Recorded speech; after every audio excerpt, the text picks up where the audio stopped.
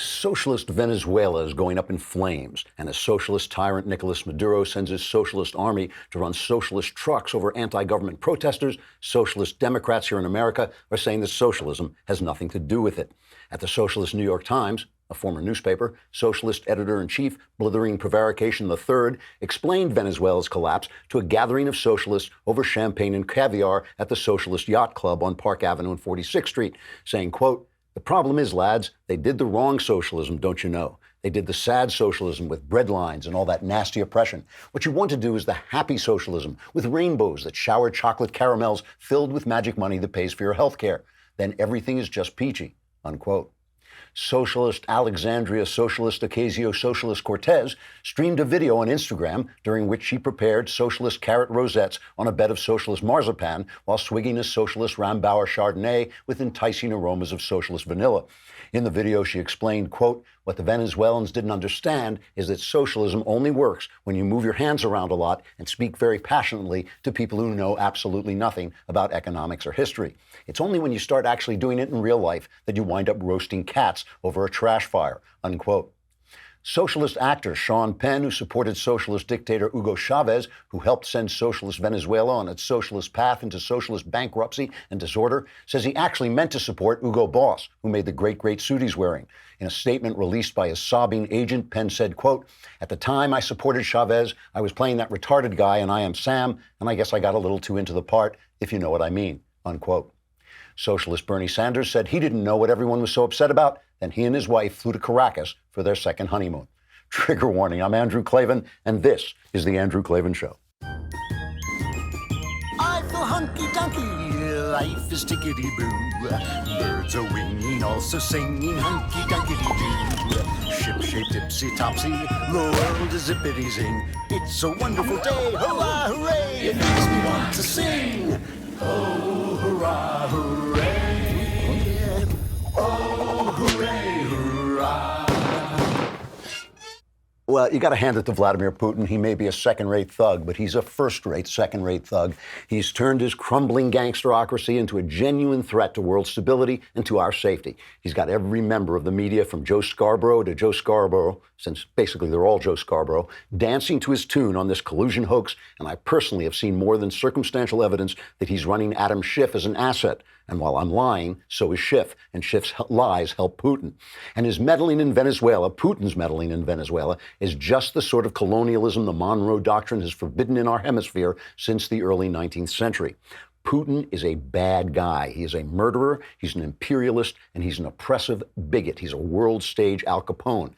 But he's done us one big favor. Right now in Venezuela, he is putting on a televised exhibition on why socialism is bad, why gun rights are good, and why Donald Trump and his team of foreign policy tough guys may be just the thing the world needs. Let's take a look in a sec, but first, let's take a look at your teeth. Go in the mirror, smile, look at that. Come on, you can't live that way. You want to go to Candid, because Candid is helping people gain confidence through accessible and affordable orthodontic care. Candid makes custom clear aligners that are sent directly to your home, and each treatment plan is customized specifically for your needs to help you straighten your teeth. The first step is to purchase their starter kit, which will be sent to your home so you can take impressions of your teeth, and the kit retails for $95. Once you see your 3D preview, it's completely up to you if you want to move forward with your clear alignment plan, aligner treatment plan.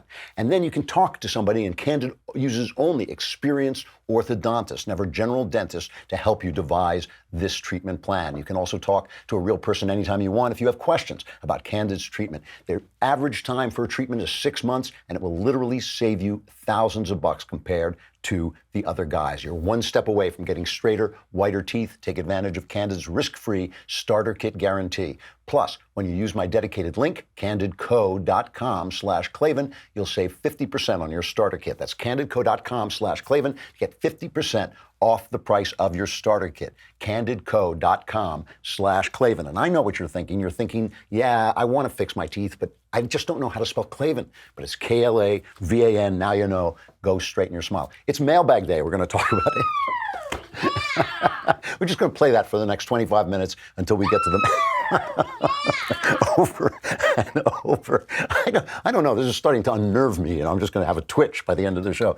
So Juan Guaido, right? He's attempted to oust Nicolas Maduro yesterday. May Day is coming up. Today is May Day, and there'll be probably more demonstrations. But so far, this is not succeeded. It may already have failed. We just don't know where it's going to go yet. And that is bad. It is bad for Venezuela. It's bad for us. Guaido obviously is the socialist leader. He was, through the Constitution of Venezuela, he was legally appointed the leader of the country. Nicolas Maduro will not let go of his hold on power. He was elected in a total fraud election. Maduro, he's just a dictator. That's all he is. Cuba-backed by Cuban thugs who has taught his people how to oppress the people. And of course, backed, as always, as everything Cuba does, backed by Russia, backed by Putin, which is now starting trouble in our hemisphere. So Guaido came out, and Guaido is supported by all the good guys, America and Europe, and all the right people support him. All the bad guys, China, Russia, North Korea, they support Maduro. Of course they do, because they're thugs as well. So Guaido comes out, and he's got some soldiers behind him, and he says, the soldiers are with me. Come and defect. He's calling out to the soldiers to come and defect. Some of them seem to have the security forces that are backing Maduro up seem to not be that loyal. A prisoner was released, and it's all kind of confusing. And of course, the people took to the streets, and Maduro answered by sending out his troops, firing rubber bullets, firing real bullets, driving trucks, these armored vehicles over them, an absolute disaster. And, you know, this is Pompeo, the Secretary of State, Mike Pompeo, who, by the way, is really proving himself a very, very high-level appointment. So good for Donald Trump for putting Pompeo in there. He's doing an excellent job. Pompeo comes out and he says that Maduro was ready to leave. He was ready to escape to Cuba. He told Wolf Blitzer on CNN he was ready to escape to Cuba when the Russians talked him out of it and talked him into staying and keeping his boot heel on the throat of the Venezuelan people. It's been a long time since anyone has seen Maduro. He had an airplane on the tarmac. He was ready to leave this morning, as we understand it, and the Russians indicated he should stay. We think the situation remains incredibly fluid. We know that there were senior leaders inside the Maduro government that were prepared to leave. They told us as much over the past few weeks, and we're convinced that the Venezuelan people are going to get their democracy back. So, I mean, this is real stuff, because this is a communist threat. Yeah, it's a communist threat, basically, in our hemisphere. This is Putin moving up the line from Cuba into Venezuela. It's a genuine danger. And Trump tweeted out, he said, if Cuban troops and militia do not immediately cease military and other operations for the purpose of causing death and destruction to the Constitution of Venezuela, a full and complete embargo, together with the highest level sanctions, will be placed on the island of Cuba. Hopefully all Cuban soldiers will promptly and peacefully return to their island. So listen, and in Cuba, of course, is Putin too. I mean, basically, this is like back to the Cold War days, but that's what Putin is looking for. That's the kind of trouble he is trying to start. And Pompeo points this out. I mean, he says this is all about the Russians. This is cut 5. Maduro is surrounded by Cubans and has been supported by Russians there in Venezuela. And we've told the Russians and we've told the Cubans that's unacceptable. It's unacceptable to starve people. It's unacceptable to allow sick children not to be able to get their medicine. The nations of the region, the Lima Group, the Organization of American States are all demanding that we get democracy restored and that we get dignity back to this once great nation. It's a country that has the capacity for great wealth, and the United States is prepared to stand with the Venezuelan people, to support the interim government, to help a free and fair election take place, and then to build back this country. And so, of course, the minute this happens, everybody starts worrying about American military intervention. Trump has said that is on the table. Of course, it has to stay on the table. You can't just say, I'm not going to do it, because then you lose all your threat power. And, you know, you hear the usual suspects on this start to complain. We shouldn't get involved. I believe Tucker Carlson was complaining about this. I mean, you know, Tucker is I like Tucker. He's a good guy. He's a really interesting voice. But I think that he does get a little bit over worried about intervention. I am not a neocon. I am for as few foreign wars as possible. I think that George W. Bush, looking back, went overreacted, if that's possible, to 9/11, kind of created a plan too big for him to complete, and he ran it badly. If he had run it a little better, maybe it would have worked better. I don't know, but it went on too long. That's not what I'm looking for. I'm not looking for an invasion of Venezuela. But this is something you genuinely have to take seriously. This is Putin, as I keep saying, he's a gangster, and he kills journalists. He kills the opposition. He thrives on anti-Semitism. He thrives on anti-gay, on if you want to call it homophobia, on attacking people. This kind of mock religious attitude that he takes. He's just the KGB turned into the government of Russia.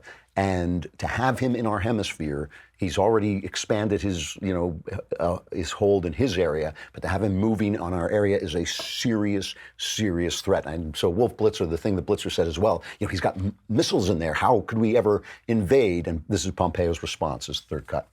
The president has made very clear that all options are on the table. That certainly includes a military option. We're working to make sure that doesn't need to be the case, that we deliver this outcome for the Venezuelan people in a way that doesn't put life and limb at risk, and there's not violence. But I don't think anyone should be fooled that if the president makes that decision, if he chooses a military option, that the United States military has the capacity to execute that option. So I want to talk a little bit about what we're watching. But first, more importantly than anything else, Mother's Day is coming. And as I say, for me, these holidays, it's like I'm walking down a dark hall and something just jumps out at me because I never remember anything. And that's why you want to use 1-800-Flowers. This Mother's Day, you don't want to settle for anything less than the biggest and brightest bouquets from 1-800-Flowers. They've got a great deal going on right now, like 24 assorted roses for $24. That's only $1 per rose. And these are just a bright, beautiful mix of orange, yellow, and pink blooms. Assorted roses are guaranteed to make mom smile. And if, like me, you don't have a mom anymore, give them to your wife. She could be a mom. My wife is a mom. These are great. Great flowers. I love them. I use this thing all the time. They arrive fresh. They arrive fresh, and they're really just an excellent service. To order 24 stunning assorted roses for $24, go to 1-800-Flowers.com, click the radio icon and enter the code. You know the code. It's Klavan. That's 1-800-Flowers.com, code Klavan. Order today and save at 1-800-Flowers.com, code Klavan. Offer expires on Friday. Your mom, your wife, whoever you give these flowers to will open up these things and her eyes will get bright and she'll say, wow, how did you spell Klavan? The answer will be Klavan. There are no E's in Klavan. I just make it look this easy, really. So I want to go back in time a little bit and play some clips that we have played on this show before, because what we're watching is the collapse of the promise of socialism. And all these people are saying, well, that's not the real socialism. It's always not the real socialism. Believe me, when the Soviet Union started, there were 1 million American intellectuals, Lenin called them useful idiots, who thought, this is it. This is the wave of the future. I've seen the future and it works. The New York Times covered up the starvation, the forced starvation of the Stalin regime. China was going to be the next big thing, and that went down the drain. Socialism does this to people. But I just want to play for you. Remember, I talked about this yesterday. The deep state, the media, the entertainment media, the universities, it's all one thing. It is all elites who think that they should be the people who control things, who think the wise, the experts. Life is just too complicated for this democracy business anymore. Those fat guys out in the mid, those deplorable fat guys with their checkered shirts, they can't make decisions for themselves. And this whole thing that is about that. That's what it's about. But let me just play a couple of clips that we've played before. Stephen Colbert explaining socialism. I mean, this is a guy who has a huge platform, and here he is explaining socialism to his audience. On Halloween, kids literally go door to door to get free candy from the neighbors because the kids don't have it and the neighbors do. That's socialism. That's socialism. Now, that would be true if the kids had guns. Okay, if the kids showed up at your door and said, trick or treat, give me candy, and they took your candy, whether you wanted to give it to them or not, that would be socialism. It's amazing that a comedian goes on TV and says that. But thank heaven we're seeing what's happening in Venezuela, because that has a big audience too. That's the truth. Colbert is full of it. But here's another line. This one is from Bill Maher. Another line that is very popular on the left. Republicans have to explain if socialism is such a one-way ticket to becoming the nightmare of Venezuela, then why do all the happiest countries in the world embrace it? The UN just came out with their annual World Happiness Rankings, and the top ones are all socialist-friendly places, like Finland and Norway, Denmark and Iceland, Switzerland, Sweden, the Netherlands, and Canada, and of course, Wakanda. The right has a hard time understanding the concept that we don't want long lines for bread socialism. We want, you don't have to win the lotto to afford brain surgery socialism. Socialism as an economic model replacing capitalism is bad, but socialism as a supplement to capitalism, good. So what he's talking about is what is now called socialism and was never really socialism to begin with, which is redistributing the wealth created by capitalism. But think about it for a minute. First of all the countries that he listed are not socialist. They do have big redistribution, high taxes and things like that.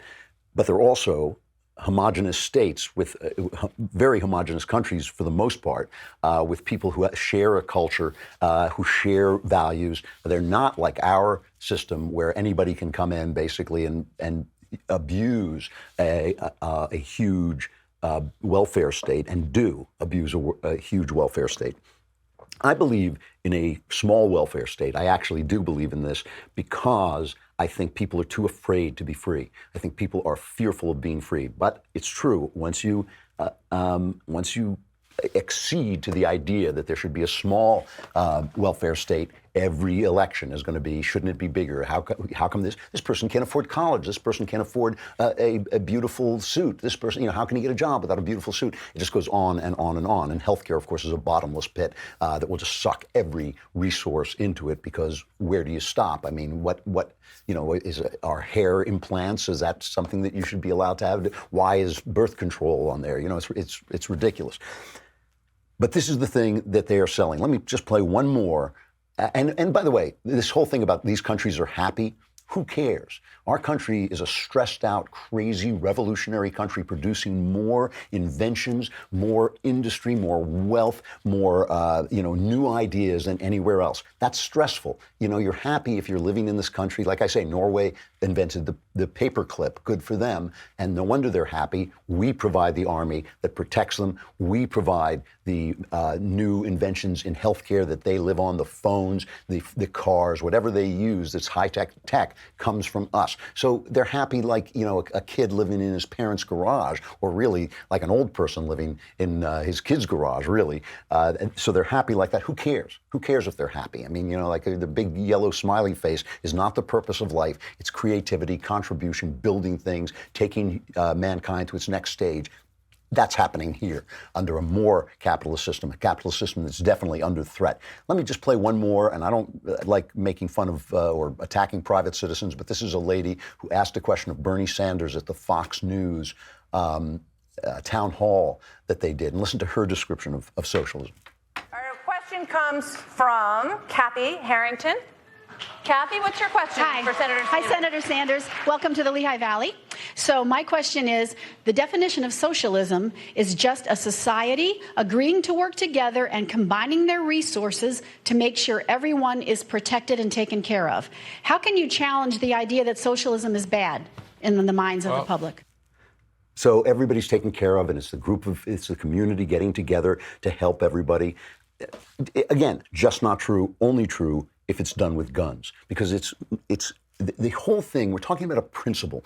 We're talking about a principle. Who owns your life? Who owns your time? Your money is not just money. It's not, that paper doesn't have any real value in itself, except insofar as it represents your work, your investment, your risks, your responsibility. That's what that money is a symbol of, okay? The government should not own that. If the government owns your money, it owns your time. It owns your work. If I have a right to health care, then I have the right to, if you're a doctor, I have a right to use your service. I have a right to your service. I have no right to your service. Nobody has a right to anybody else's service. It's just not true. And it's the principle. Let me read you a story, brief story, from the BBC from 2011, okay?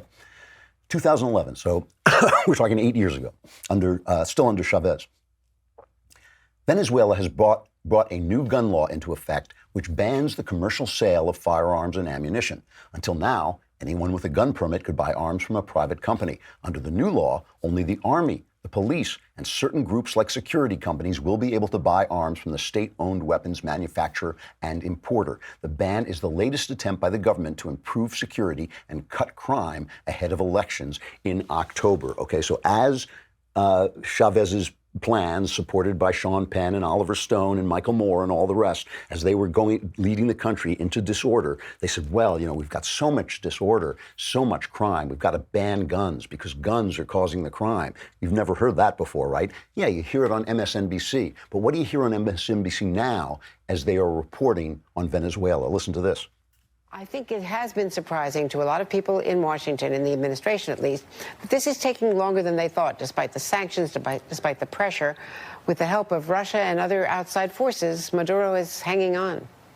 Not only hanging on, but he appears to still control the military. You have to understand, in Venezuela, gun ownership is not something that is open to everybody. So if the military have the guns, they have the power. And as long as Nicolas Maduro controls the military, he controls the country. And his supporters have tried to peacefully protest. They have gathered in large numbers. What we saw today when he met early this morning and stood there in front of those wearing uniforms appear to be rank and file members who may have switched their allegiance. We have seen over the recent months those who have switched their allegiance, but not en masse. We have not seen large numbers of the troops in Venezuela switching their allegiance from Nicolas Maduro to Juan Guaido.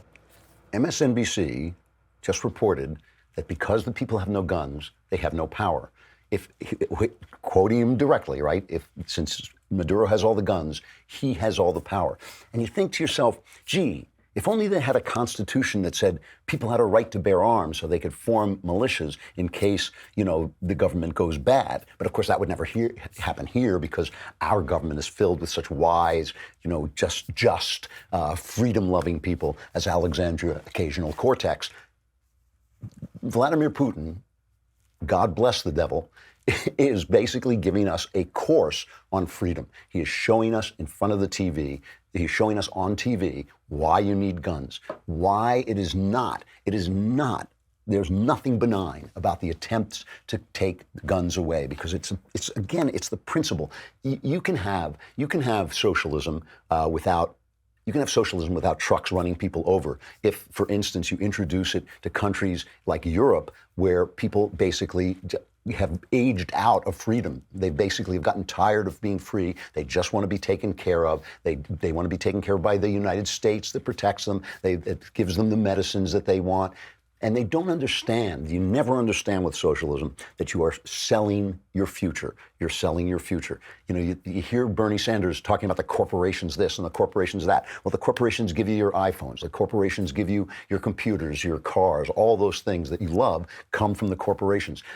Corporations can get too powerful. Any power center needs to be controlled. That's true. But it's corporations that give you all these good things. And when you take their profits away, when you say that, no, your profits are ours to redistribute, you take away the inspiration and the desire and motivation to keep creating things. And so you don't know what you won't have. You don't know about the health care, the pills for your dementia that won't be there when you get old. You won't know about that because they just won't be there. It won't occur to you that, if we hadn't had socialism, somebody would have invented that to make money. You won't know about the invisible computer that would have gone in your ear and given you all the information in the world right to your brain. You won't know about that because it simply won't exist. Socialism takes your future away, and you need guns to keep it from happening, because if the government can get more power, it will.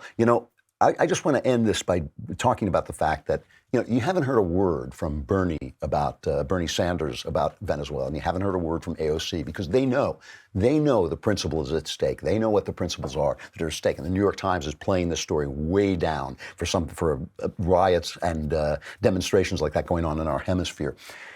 But I'll tell you what is happening, all right?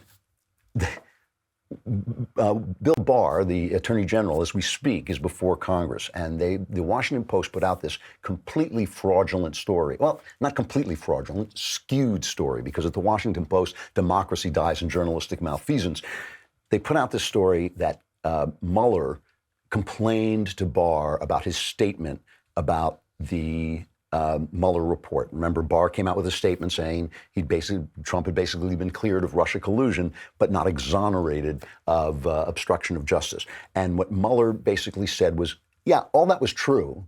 What you said was true, but you didn't get the flavor of my report. You didn't, and especially the media took it out of context. In other words, Mueller meant his report to make Trump look bad. Mueller is a steaming anti-Trumper. All his people were anti-Trumpers. He knew there was no real story here. It would have been absurd to actually indict Trump, but he didn't like the fact that he cleared him, and it looked like he cleared him. So he complained about that.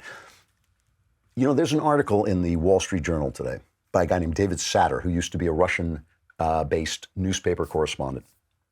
And he points out that Russian disinformation works like this.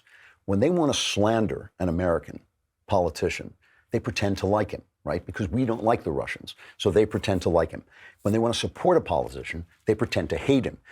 That makes perfect sense. I mean, obviously, if Putin says, "Oh, I love this politician," we're going to all get suspicious of him. He knows that. He's not an idiot. He's a KGB guy. He knows how to manipulate people's minds. And it puts a new twist on the fact that a different twist on the fact that on Mueller's assertion that Putin was supporting Trump. And you have to remember this. Nobody ever brings this up except right here on this show. Nobody ever brings it up. Putin had no way of knowing that Trump had a chance of winning because nobody knew, right? He wasn't trying to get Trump to win the election. He was trying to make Hillary look bad. Because if Putin likes Hillary, who was going to be the next president, as far as he knew, as far as anybody knew, if Putin likes Hillary, Hillary must be bad. He was trying to sow dissent, okay? And here's what Satter writes. He says, the Trump-Russia affair did lasting damage to the U.S. For the first time, it became acceptable, even common, to accuse political opponents of treason. The media, Congress, and the intelligence services have all undermined themselves by repeating wild and unsubstantiated charges provided for them by Russian intelligence. It's the media who served Putin. It's the Democrats who served Putin. It's guys like John Brennan, because John Brennan was CIA. He knew the Russians did stuff like this, and he called Trump treasonous anyway. He served Putin. They all have. I don't know if you remember, probably you don't, or if you've ever seen one of the Twilight Zone episodes about it's called something like The Monsters Have Come to Main Street. And it's like there's a power outage and everybody turns on each other and starts, attacking each other on grounds of bigotry and all kinds of different grounds. At the end, you realize that the Martians have come from outer space and caused this as an experiment on how they can turn Americans against each other. That is essentially what this Russian plot was. It was not a plot to get Trump elected. It was a plot to get the media to call each other, to get politicians to call the president treasonous, to get the media to continually attack the president of the United States. Can anybody doubt that Vladimir Putin is thrilled with what the Democrats are doing? Can anybody doubt that Vladimir Putin is watching CNN and thinking, that I did it, I really succeeded with this time? Let's just go back for a minute, because Joe Biden is now the front runner on the Democrat side. Let's go back in time to when Joe Biden and Barack Obama were running against Mitt Romney on what Joe Biden thought about Russia. Governor Romney's answer, I thought, was incredibly revealing. He acts like he thinks the Cold War is still on. Russia is still our major adversary. I don't know where he's been. I mean, we have disagreements with Russia, but they're united with us on Iran. The only way one of only two ways we're getting material into Afghanistan to our troops is through Russia. They are working closely with us. They've just said to Europe, if there is an oil shutdown in any way in the Gulf, they'll consider increasing oil supplies to Europe. This is not 1956. What an idiot. What a stupid thing to say even then. Of course Russia supplies the oil. Russia is a petroleum dictatorship. They want Europe dependent on the oil. The worst thing that has happened to Vladimir Putin, the worst thing, is Trump taking the shackles off our energy industry, taking the shackles off the frackers, taking the regulatory shackles off energy. We are producing energy at a rate that is finally making us the energy-producing country we should be. That's the worst thing that can happen to Vladimir Putin. His help with Iran, his help giving the letting Obama take this incredible terrorist state and support it and dump money into the country. I mean, are you kidding me? These guys, this gangster has played the Obama administration like a piano and has played the media like a violin and is still playing the Democrats. It's really only Trump who's standing up against them, and let's hope he has the wherewithal to do it. I would love to see him turn this around and get Maduro out of there and put Guaido. I mean, look, Guaido is just a stepping stone to free elections. We can't ultimately have the say in how the Venezuelans govern themselves. They're going to have all kinds of problems in the wake of this failed state, but let us see if Trump can do what has to be done and force these clowns, these thugs, these Russian and Cuban thugs out of our hemisphere. They do not belong here. We got the mailbag coming up. We got the mailbag coming up. Oh, stop, would you? But first, I have to say goodbye to Facebook and YouTube. Come to dailywire.com and subscribe for a lousy $10 a month or $100 for the year. For $100, you get this lovely Leftist Tears tumbler in which I'm drinking my throat-coating tea, hoping I can keep my voice alive a little longer.